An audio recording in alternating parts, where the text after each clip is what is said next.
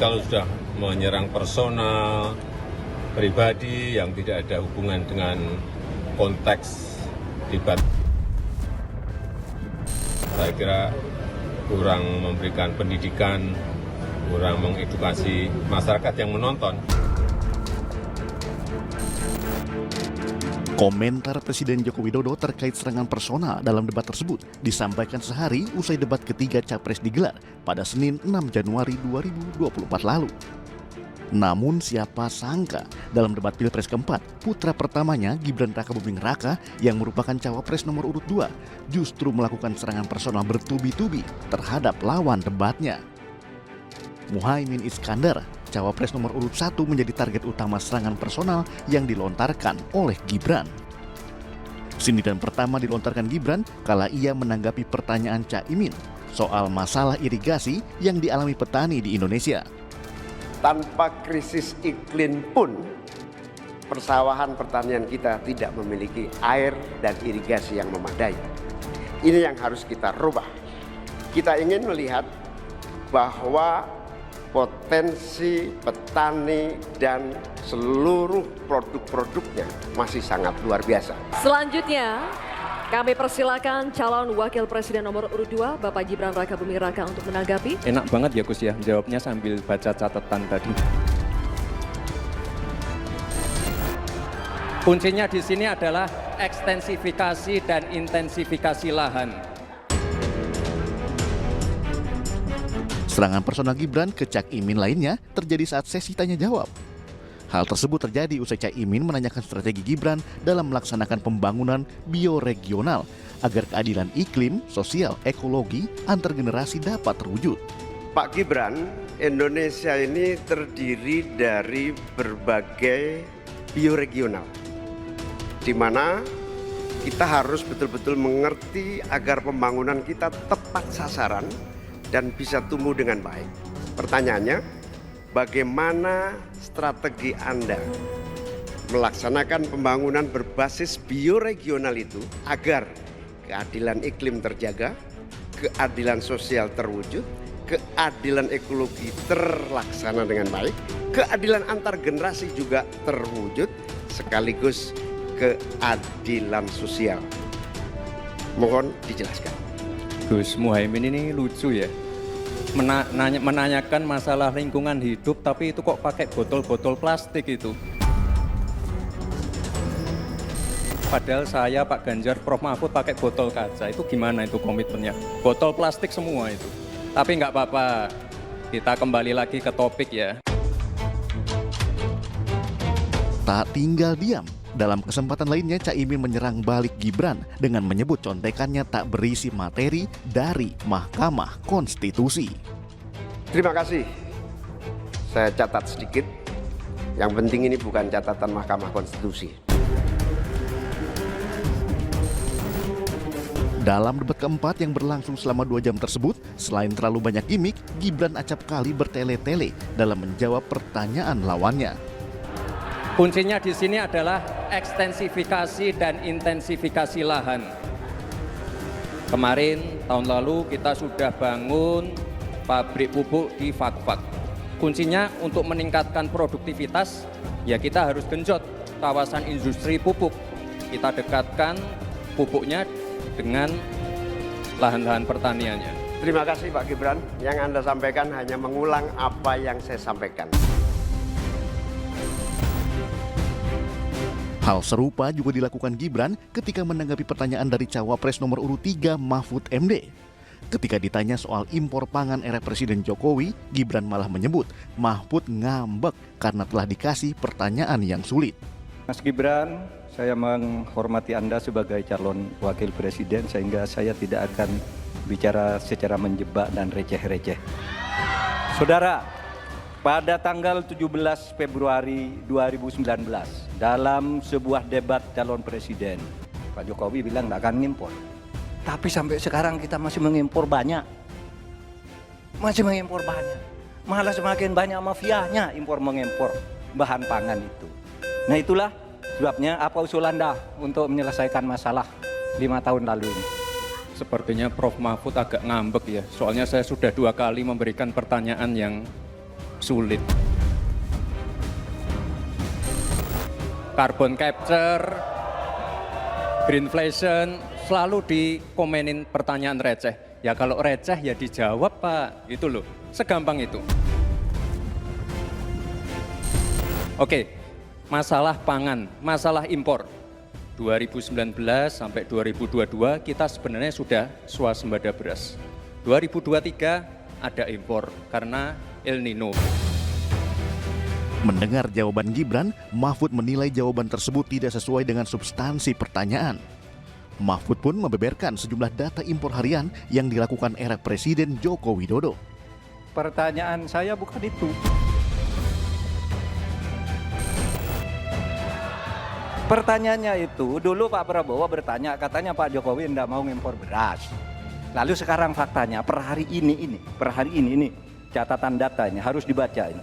Impor kedelai 2 juta ton, susu 280 juta ton, gula pasir 4,7 ton, beras 2,8 ton, daging sapi 160 juta ton.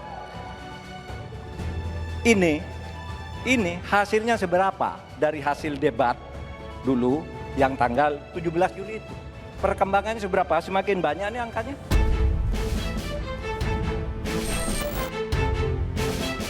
Namun, Gibran malah menyebut data Mahfud digunakan untuk menakuti masyarakat Indonesia. Ini harus kita evaluasi dan kita jangan memberikan narasi-narasi yang menakutkan kepada warga. Kita harus optimis Pak, bapak-bapak ini adalah calon-calon pemimpin, harus optimis. Jangan memberikan narasi-narasi yang menakutkan kepada warga dan masyarakat.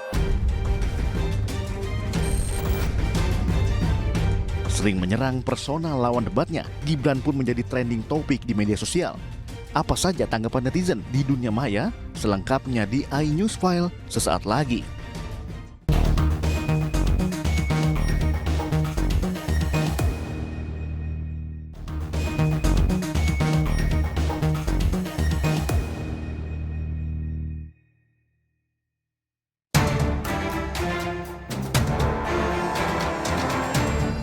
Dalam debat keempat Pilpres pada Minggu 21 Januari 2024 lalu, program Food Estate yang menjadi salah satu program strategis nasional tahun 2020 hingga 2024 tak luput dari pembahasan.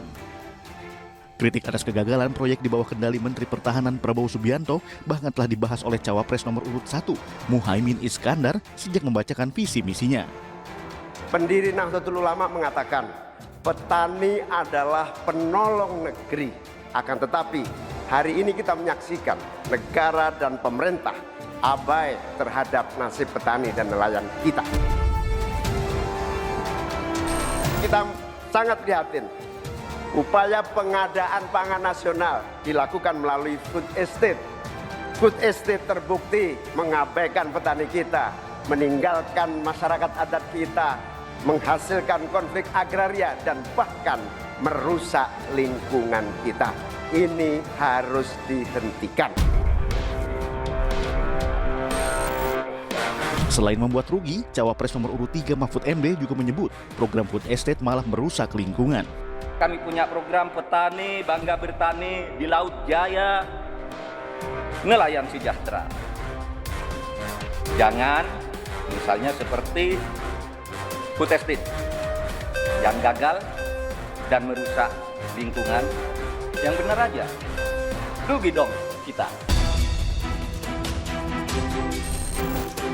Sementara sang Cawapres pendamping Prabowo Subianto, Gibran Rakabuming Raka menyebut tidak semua proyek food estate mengalami kegagalan. Jadi memang yang namanya food estate, lahan pertanian itu adalah program jangka panjang Pak. Jadi tidak bisa dijudge sekali panen, 2 kali panen, 3 kali panen. Panen pertama, kedua, ketiga itu pasti tidak pernah 100%. Ini yang petani pasti paham. Baru nanti panen ke-6, ke-7, ke-8 baru akan kelihatan seperti apa hasilnya. Memang ada yang gagal, tapi ada yang berhasil juga yang sudah panen. Misalnya di Gunung Mas, Kalteng, itu sudah panen jagung, singkong. Itu Pak, cek saja nanti ininya, cek saja datanya. Food Estate merupakan kebijakan yang dirancang dengan konsep pengembangan pangan secara terintegrasi, mencakup pertanian, perkebunan, bahkan peternakan di suatu kawasan. Program gagasan Presiden Joko Widodo ini memiliki anggaran fantastis senilai 235,46 miliar rupiah. Program food estate dilaksanakan di sejumlah wilayah di Indonesia, di antaranya Gresik, Jawa Timur. Di Sumatera Utara, proyek food estate tersebar di 4 wilayah, yakni Kabupaten Humbang Hasundutan, Pakpak Barat, Tapanuli Tengah, dan Tapanuli Utara. Di Sumatera Selatan, lokasi food estate tersebar di Ogan Ilir, Ogan Komering Ilir, Banyu Asin, Ogan Komering Ulu Selatan, dan Ogan Komering Ulu Timur. Sementara di Kalimantan Tengah, proyek food estate tersebar di Pulau Pisang, Kabupaten Kapuas, dan Kabupaten Gunung Mas. Program food estate juga turut dicanangkan di Nusa Tenggara Timur yang tersebar di 3 kabupaten berbeda, yakni Kabupaten Belu, Kabupaten Sumba Tengah, Kabupaten Sumba Timur. Di wilayah paling timur Indonesia, yakni Provinsi Papua, food estate akan dibangun di Kerom dan Merauke. Pasca debat Pilpres keempat digelar pada Minggu malam, Cawapres nomor urut 1 Muhaimin Iskandar hanya mengucapkan terima kasih kepada Mahfud MD karena telah menjadi lawan debat yang baik. Saya berterima kasih kepada Profesor Mahfud yang telah menjadi lawan debat. Sebab lawan debat itu teman berpikir, mencari solusi, mengadu argumen untuk mencari jalan terbaik buat bangsa kita. Pak Mahfud telah menjadi teman debat yang produktif, yang menjaga kewibawaan debat kita malam ini sehingga punya masa depan yang lebih baik buat visi kita ke depan. Sementara, Mahfud MD Cawapres nomor urut 3 membeberkan alasannya yang tidak mau jawab pertanyaan dari lawan debatnya malam itu, Gibran Rakabuming Raka, Cawapres nomor urut 2. Saya bukan tidak mau menjawab, saya sudah menjawab dengan benar. Tapi dia yang tidak mengerti konsep itu. Sehingga dibilang, loh kok jawabannya lain dari jawaban saya itu karena pertanyaan itu. Sebab itu, saya bilang ke moderator, udahlah, kembalikan ke moderator aja, ini tidak bisa dilanjutkan debat kayak gini. Karena masalahnya sudah dijawab, lalu bilang belum dijawab. Kan itu hanya gimmick aja bilang begini. Makanya saya bilang ini receh kalau gitu. Tak hanya di podium, panas debat keempat Pilpres juga terjadi di media sosial. Bahkan ketiga kandidat Cawapres menjadi trending topik di media sosial X. Cawapres nomor urut 2 Gibran Rakabuming Raka menempati posisi tertinggi dengan sentimen negatif di media tersebut. Menurut analis Drone Emprit, nama Gibran Rakabuming Raka banyak dikritik warganet lantaran dianggap bersikap konyol dan kurang beradab. Hasil analisis Drone Emprit terhadap kicauan warganet di media sosial X pada Minggu pukul 7 hingga 10 malam menunjukkan Gibran paling banyak disebut warganet. 60% pembicaraan warganet terhadap Gibran berisi kritik bernada negatif. Sementara Mahfud MD dan Muhaimin Iskandar justru paling banyak mendapat sentimen positif. Pendiri Drone Emprit Ismail Fahmi menyebut hal tersebut justru bisa merugikan Gibran Rakabuming Raka. Debat pamungkas Cawapres telah selesai digelar. Debat tak hanya sekedar adu argumentasi dan gagasan untuk mencari solusi atas permasalahan bangsa. Debat juga menjadi panggung pertunjukan sikap dan adab calon pemimpin bangsa. Apakah akan menghalalkan segala cara atau mematuhi aturan dan memegang teguh etika? Jadi jangan bilang Anda tidak tahu akan permasalahan ini karena kami sudah memberitahukannya.